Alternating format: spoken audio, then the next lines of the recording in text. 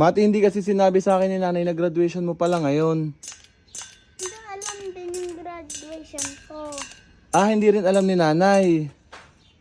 Kasi sabi ni nanay, kakanta ka lang daw at sasayaw. Hindi sinabing graduation day mo pala. Kaya hindi ako pumunta. Kung alam ko, pupunta sana ako. Galing kasi ako sa trabaho tapos nakasalubong ko si nanay at saka si ate dun sa daan. Tinanong ako kung sasama daw ako dun sa school ni Mati. Sabi ko bakit may anuhan. Sabi ni nanay kakanta daw si Mati. Eh dahil nga pagod na pagod ako nung oras na yon, dahil sobrang init nga ngayon dito. Sabi ko ala saka na lang ako manonood. Pero kung sinabi agad ni nanay na graduation pala ni Mati, kahit pagod na pagod ako, pupunta sana ako doon. Patingin nga Mati ng diploma mo. Asan ba ang diploma dyan?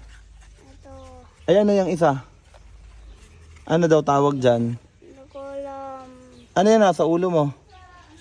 Pag gumagraduate kasi yung mga tao dito, may ganito sa ulo. Pero ang alam ko pag college ay yung totoong dahon. Ano bunso? Kaya hindi ko alam ba gutom ako kasi kadagal yung graduation ko.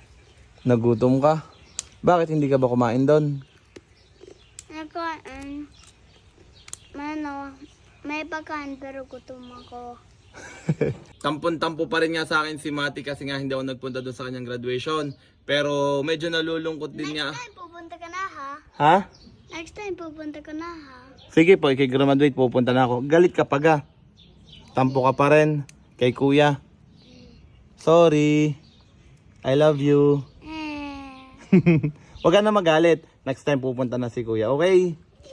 Dahil graduate na nga si Mati sa daycare, kaya naman ayan, nagluto si nanay ng itlog. Ito ang handa ni Mati. Lahat ng itlog namin dito sa bahay niluto na. Mati, bakit naman itlog lang yung handa mo? Wala ka bang pa-Jollibee dyan? Wala tayo pera. Ha? Wala tayo pera.